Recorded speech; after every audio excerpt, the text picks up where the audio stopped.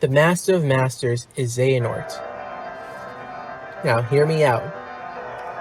Do I want this to be the case? No. I think that would be a terrible plot twist. I think that would be literally the worst case scenario. I want to know who the Master of Masters truly is, just as much as anyone.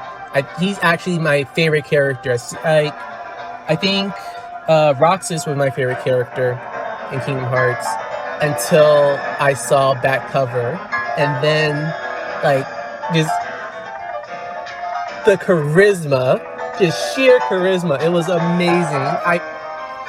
I love listening to that man speak. All right.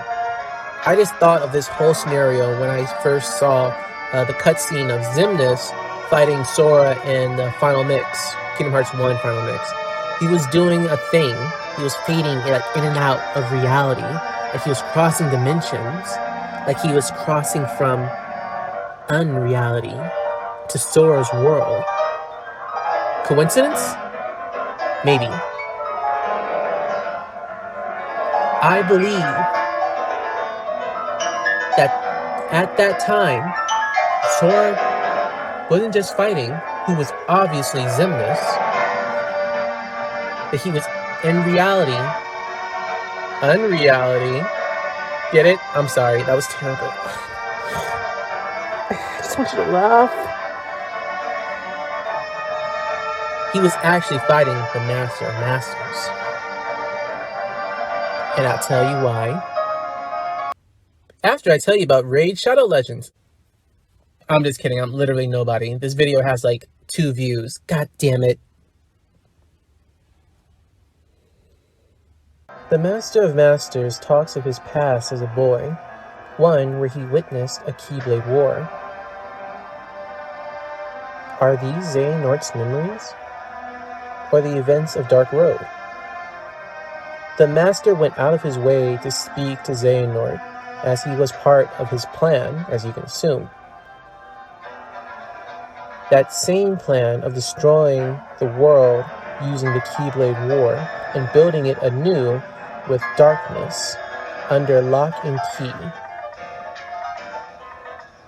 They both came to that same conclusion. The Master of Masters is sure that Xehanort will control the darkness because he lived it. Before the Master tells Xehanort his name, although it's heard only by Xehanort, which proves that it's a familiar name in my opinion, it shocks Xehanort quite a bit. The Master of Masters walks away with his hands behind his back exactly like Xehanort does. Coincidence? I think so. When Xehanort tells the story about meeting the Master, he lies and says that he never got to know who that man was. Xehanort, why the fuck you lying? Why you always lying? Oh my god. Stop your... It's exactly as Saïx later on puts it. He is playing his cards close to his chest, even from apparent allies, much like Nomura, much like the Master of Masters does to his subordinates. From what we know about time travel so far in Kingdom Hearts, you can travel into the future and back to where you came from, but you can't travel back, not without ending up like Sora or the Master. Plus, Xehanort doesn't seem to care about time at all, since he fucked with it just to send himself to Scallops.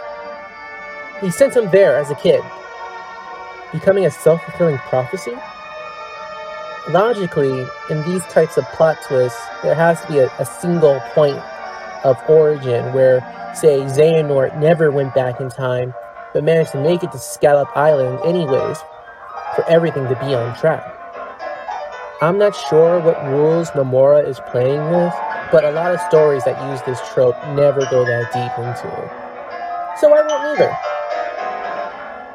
Okay, but Xeanort is old, frumpy, and has yellow eyes, while the master is tall, funny, and has blue cat-like eyes, like No Name, and oddly enough, Riku's old Keyblade, Wade and Dawn, and his old sword, Soul Eater, trademark. So what gives? In Melody of Memories, a coat was teased in the trailers, and everyone thought it was going to be the Master of Masters finally revealing himself. But it was just Xehanort instead. This happens not in Kyrie's mind, but in the actual afterlife. Yeah, I know Xehanort says that it's only a memory, but you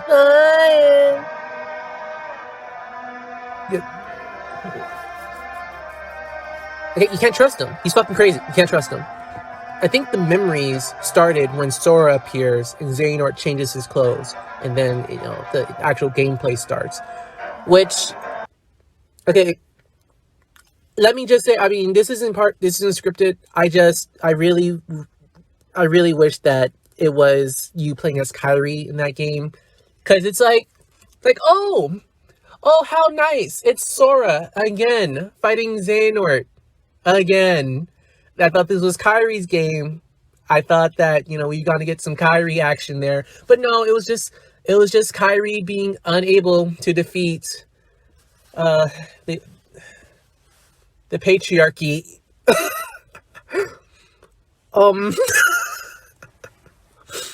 Xehanort never fully died when Ericus and him flew away in their happy ever after ending. That was totally okay. It was closure for me. He killed a little girl, but she's got better. She got better. He committed countless atrocities, but he gets to go to heaven in the end. But actually, no, because he gets to go and live on and then travel back in time if this theory is solid, which it is. And I'll tell you why. He stayed behind.